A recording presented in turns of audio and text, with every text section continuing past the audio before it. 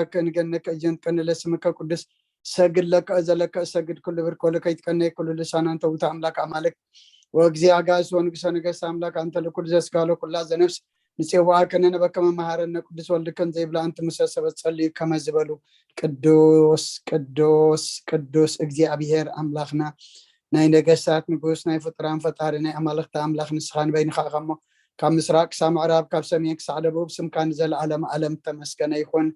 سلام لغنت كان سلفت أرينت كان قدس إجابير أملاخنا نخبرك كان مسكنك كان قلقلك كان جزاك كان سجدل كلنا ساعات ما علت زبارك كلنا نسخة خمس عزم شديان ساعات زليت زي عند ما بارخلنا نعلم سلام نزازل لنا يهجر سلام نهجرنا نهزبنا نقرابتنا أما نقولنا سلام حبلنا زلوا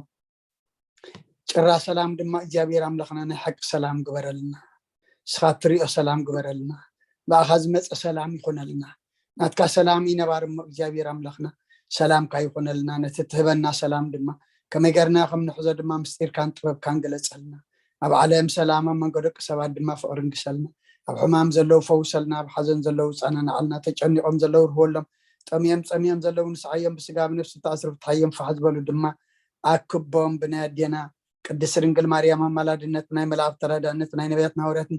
صادقان سمايتاتن صلوتاي تفلينا كم تنهاريات زمهار كايم اب سمايات تنبر ابونا نبلنا نصوعك لنا سمكاي قدس منغستات تنصا فاركام تاب سمايكم دمام دريخون علات انجرانا لمهبنا احنا نزبدلنا بدلمكم زحرقنا لهم بدلنا حسنا دقلنا كفاد احنا نمبر فتناي تتونا منغستنا حيلن كبرن نزل علمنا تكايم امين اوزتي مريم بناي قدس جبريل ملا سلام لك له حلنا خدن قليخي بسقاخون دنقليخي أدي جابير صبات قويتا سراوي سلام لك لكو إسغكان السبرختي خفركر سخم رقم تسخقا جابير مساخي يوفست الدس والكي حتى أتناخسر لنا نفتو الدخي يسكرسس ننت أنا محرت لمن لنا أمين يفتح ويشرك جينا ومنكرم راني يسكرسس كانيكا كان سريات يدم ساسي أبسا ولو لبروك شاتي بران أنتم أويا كانت وعيديا كانت ران سارقو سنات ببسمكم كنو فتانون تهاني يرسيان تكلوان سميات إكزيو مهار النكرسس بالعصر تغلتي زيو مهار نكسوس زيو مهار نكسوس زيو مهار نكسوس زيو مهار نكسوس زيو مهار نكسوس زيو مهار نكسوس زيو مهار نكسوس زيو مهار نكسوس زيو مهار نكسوس زيو مهار نكسوس زيو مهار نكسوس زيو مهار نكسوس زحلف محر النابز مسحلو النباف المنفس قدس بنت اجزتنا مريم مهار نكسوس مال عصر تغلت بنت اجزتنا مريم مهار نكسوس بنت اجزتنا مريم مهار نكسوس بنت اجزتنا مريم مهار نكسوس بنت اجزتنا مريم مهار نكسوس بنت اجزتنا مريم مهار نكسوس بنت اجزتنا مريم مهار نكسوس بنت اجزتنا مريم مهار نكسوس بنت اجزتنا مريم مهار نكسوس بنت اجزتنا مريم مهار نكسوس بنت اجزتنا مريم مهار نكسوس بنت اجزتنا مريم مهار نكسوس ناي مسغانا ጸሎት ሰናይ ነገር ንዝገበረልና ይቅረብ ሀልጂ አብሔር አቦን ጎይተና አምላኽናን መድኃኒናን ኢየሱስ ክርስቶስ ነመስክነሎና ሰዊርናን ረዲእናን ይሐልዩናን አቅሪብናን ተቀቢልናን ተማዕበናን አጽኒናን ክሳዕዛ ሰዓት ዚያዊን ኣብፅሕና ይሕጆም በዛ ቅዱስ ስዕለት ዚያን ብኩሉ ዘመን ህይወትናን ብፍፅም ሰላም ክሕልወና ኩሉን ዝሕ እግዚኣብሔር ኣምላኽናን ልምነሎና ጽልይ ጎይታና እግዚኣብሔር كل التحزابون قويتنا أملاخنا بدحنا يسكر سوس بلو كل جبرن من كل جبرن أو كل جبرن مسكنا كلنا سلا سوار كنا نزر داخلنا زحلقنا نبخاون سلا تقرب كنا تقبل كنا سلا تعب كنا زتنا كنا سعد يوم سلا جبت حقنا نمسكنا كلنا وقويتا يقرب لنا ومفكر سب سلا زل من كلنا كم محرد كون دلنا نزعد السلا زيان كل زمن وطنا أخاب بنفرح بفصم سلام كم بسمع بنا كل أناتون كل مكران حبهم جون زغني كل جبر شيطان مخرقوا في السبات من العرض سلام وبيتها كبير كاب كله هزب خاونا رح كاب زوري أبزل زلنا يبوتاون رح زتعمل زعيشن أزلنا تمنى كربيتين كل حل سلام كرجل سلطان ذهب كنا نسقى مخاب كل قفاد هنا بالهن نمبرنا فتنا يتأتون حد ودخا قويتنا أملغنا مدحنا يسكر سات من تفقر سبيل بزقبره محرتين قلتان مسخا معرم حوم زغنا منفس كدسن بسقانا صنعات بوزل لك من كل ساعة نزل علم آمين من أين الصحة مزمر حمسان حدا وأملاك كم سالخة محرني كم تعبيه الراقة أبساي دمسس كواساي تصبك حسبني كبحات ياتي وناسريني أنا أبساي فلت اللهم محات ياتي كل جزيب كل ما يبزر بخاص صادق فرقان صون كاتر كبس أنا أخاط راي بدلك أبكر يخا كي جوركو نهب أبسات ولد كنك أبحات ياتنا ستن إنه نحك أو اشتغاتر لي عفون تأمر إن متخسر شو سمع زاد سرين كبرت كسرت سبني تنسقط كت كأي ناس تحق وساس بهت أنا حق وسناس معني بس كعب عاتي أتي قبلون بزل عبس أيوم دمس سوا عم له طري اللي بفترة لي سونو منفس كاويش حدث كاب قد كاي دربين حق وسكان نحن كمل سلك فقاد إني منفسون دق فن مقد خان مفرس خمرم إيه حتى أنا بخاخم لس يوم أملاخ مدحني كابدا دمان نقفني لسانين صركها قليل كتب له يا قويتا أفي مسكنا خنا قرص خنا فريق فت مسوات بهب بلا كان انت زي كونس مقرب كل كانره مسوات مرارايت غوني خم مسوات املاخ سور منفسي واملاخ نسبرن قط لبايتو نقني خان سيم صغها سناي غبرلا مكاتيات يرسالم ندقش مسوات صدق بزحر مسواتي بملء مسوات باك بلا كايشو ام مسوي خا اراحو كقرب الكايوم خلي لويا صلاه غزي دقاس نكرسات نكسين املاخي مسكان اقربلو حتياتي كحد قال لك إلمنا رابنا مزبوط 230 حدا إلسابيت 230 كرتان ماما سارة 233 أشلي 234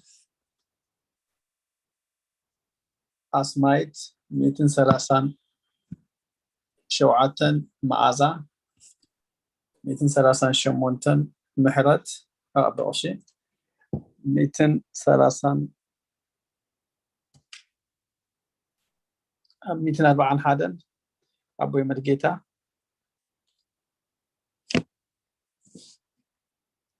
240 كلتن سمرت 240 شدشتن أنا خم بباي 240 شوعتن هيوت 240 شومونتن أبوي مرقيتا أنا بدكتور مزمور 240 شومنتن هاليلويا نእግዚአብሔር ካብ ሰማያት አመስግንዎ ኣብ ኣርያም አመስግንዎ ኩልኩም መላእክቱ አመስግንዎ በዘለኩም ሰራዊቱ አመስግንዎ አትን ፀሐይን ወርሕን አመስግንኦ አቱም ብርሃት ከዋክብቲ አመስግንዎ አቱም ናይ ሰማያትን ኣብ ልዕሊ ሰማያት ዘለኩም ማያትን አመስግንዎ ንሱ አዚዙ ተፈጥሮም የሞሞ ንስም እግዚአብሔር የመስግንዎ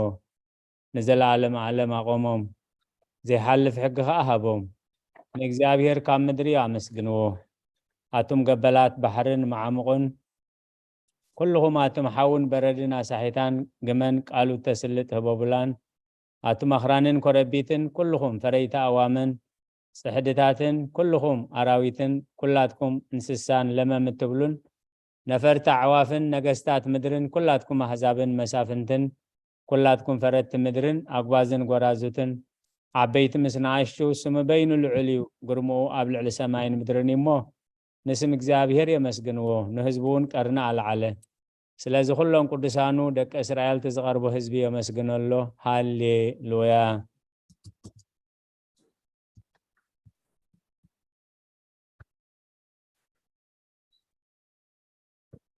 ቅዱስ ቅዱስ ቅዱስ እግዚአብሔር ጽባኦት ፍጹም ሙሉእ ሰማያዊ ምድረ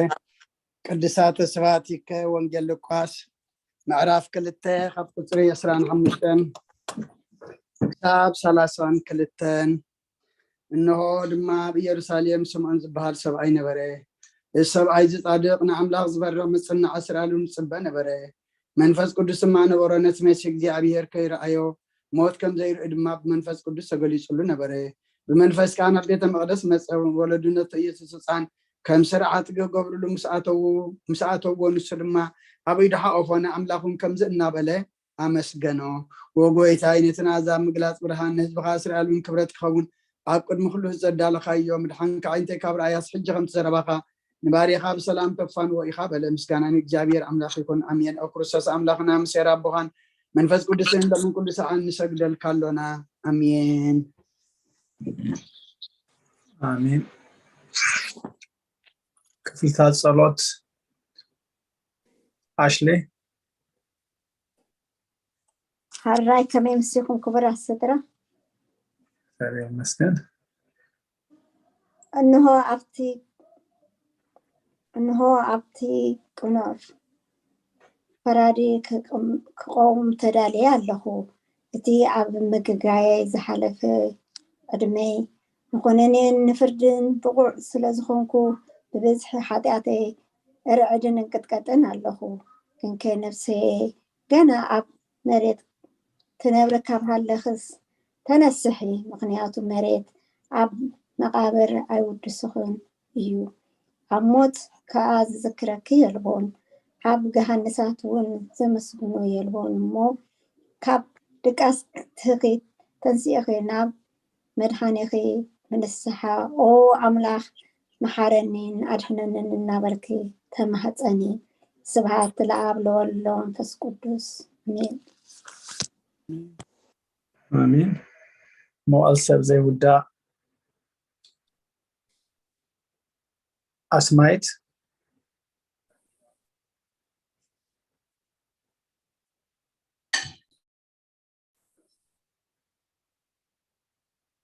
ናተይ ዳ 134 መስላን ነራ እዚኣ ሕጅት ዓውል ክታ ተንብብያ ነብስ ክንዲ እዚኣ ሕጅ ዓውል ክንብብያ ኣስማይት ኦኬ ኣብቲ ሰገን ተቀራሪ ይጽምላ መዋዕል ኣብ ዘይውዳእ እዚ ዓለም እዚ ከዓ ሙሉ የለን እቲ እንታይ ሽሙ ኣበይ ኣኽረኽባም هراي كدال خمل ساعة نحرز قبل عنده sorry اوكي اسكي حج فتني جا يتصب على هذا اوكي هذا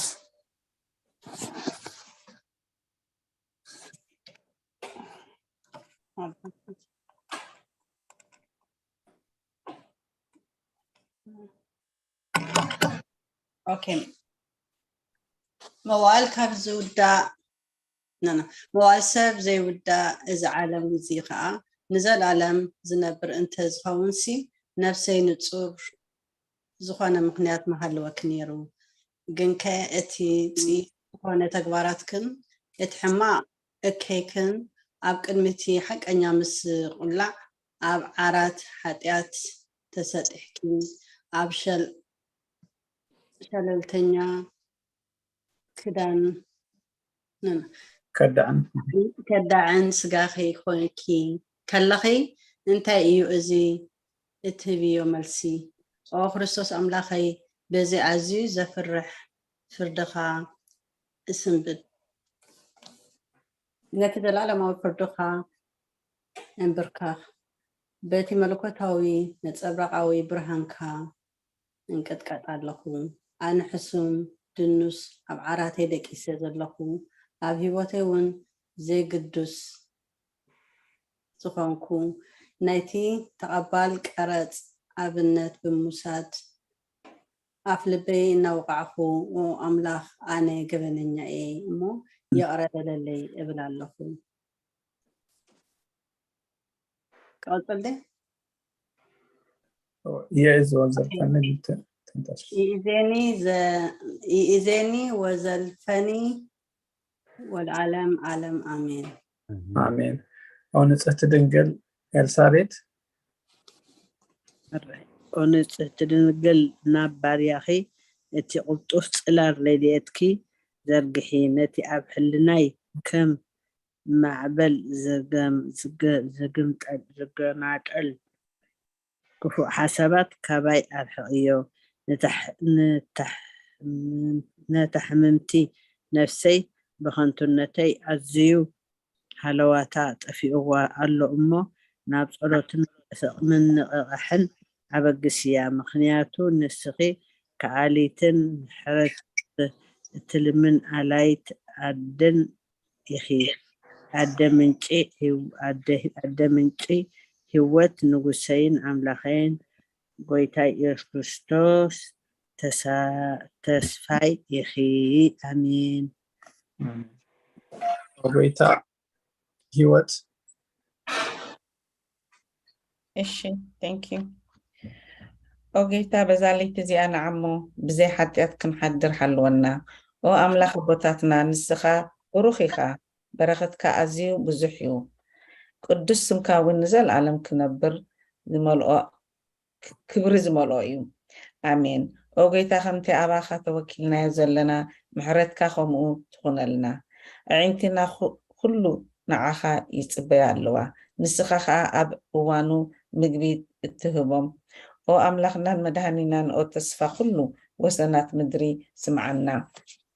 ኦ ጌታ ንስኻ ኢኻ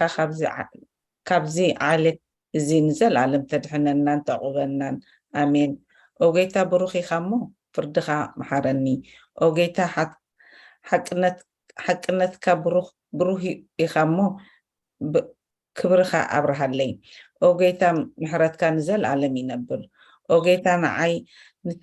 ንተግባር ኢድካ ካብ ወለዶ ናብ ወለዶ መዕቆብየይ ስለ ዝኾንካ ኣይትንፀገኒ ኦ ጌታ ንዓኻ በዲለ እሞ መሓረንን ንነፍሰይ ኣድሕናን እናበልኩ እፅልእ ኣለኹ ኦ ጌታ ኣባኻ ተወኪለ ኣለኹ እሞ ኣድሕነኒ ፍቓድካ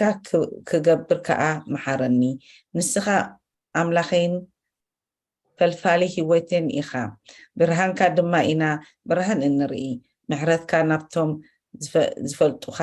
ክብርኻ ከዓ ናብቶም ቁንዓት ልቢ ትመፅእ ፀጋኻን በረኸትን ምስጋናን ብሓቂ ናትካ እዩ ኦ ቅድሚ ዓለም ዝነበርካ ንዘለዓለም እትነብር ዘለኻን ኣቦን ወድን መንፈስ ቅዱስን ንዓኻ ምስጋና ውዳሴ ግርማን ይግባእ ሎምን ኩሉ ሳዕ ንዘለዓለም ኣሜን ኦ ልዑል ጎይታ ብኣኻ ምእማን ንስምካ ምዝማርን ሰናይ እሞ ምሕረትካ ኣብ ፅባሕ ሓቅነትካ ድማ ለይቲ ለይቲ የዘንቱ ሃሌሉያ ኣሜን ውዳሴ ስሉስ ቅዱስ ሳራ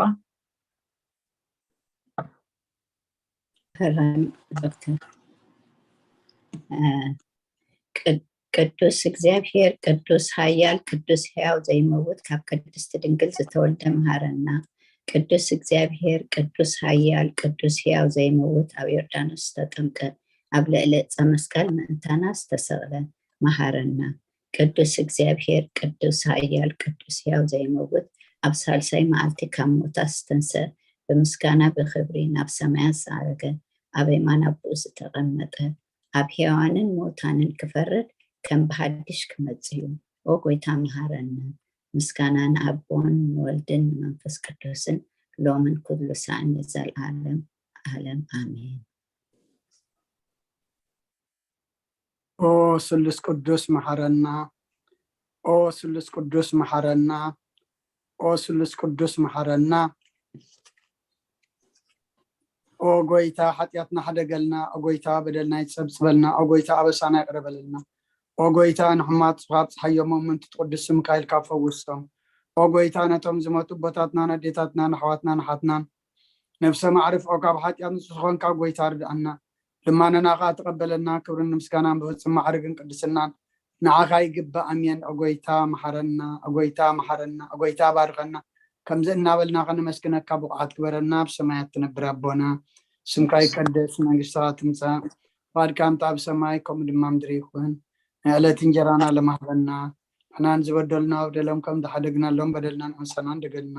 ካብ ክፉእ ድሕነና እምበር ኣብ ፈተና ይተእትወና መንግስትን ሓይልን ክብርን ዘለዓለም ናትካ እሞ ኣሜን ኦ እግዝእትየ ማርያም ብናይ ቅዱስ ገብርኤል መልኣክ ሰላምታ ሰላም ለክለኹ ሕልና ከድንግል ኢኺ ብስጋኹን ድንግል ኢኺ ኣደይ እግዚአብሔር ፀባኦት ጎይታ ሰራዊት ሰላም ለክለኹ እስኺ ከዓ ንስ ብርክቲ ኢኺ ፍረ ከርስኹም ብርኽ እዩ ኦ ምልእተ ፀጋ እግዚአብሔር ምሳኺ እዩ ኦ ፍስቲ ደስ በልኪ ኃጢአትና ክሰርየልና ናፍቲ ወድኺ ኢየሱስ ክርስቶስ ምእንታና ምሕረት ለምነልና ኣሜን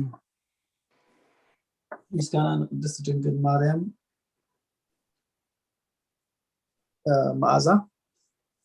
ራይ ክብርን ኣምላኽ ይኹን